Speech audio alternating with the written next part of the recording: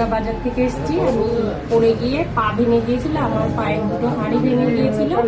আমি গাছ বেঁধেছিলাম, তাতে আমার কিছুই হয়নি।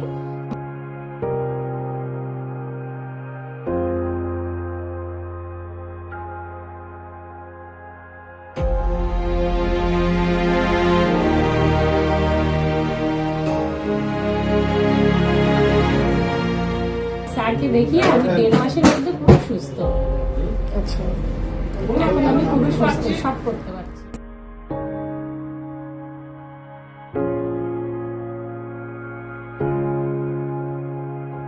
মেয়েকে স্কুলে নিয়ে যাচ্ছি, এখন একাই সবকিছু করতে পারছি, সব কাজই করতে পারছি এখন আমি।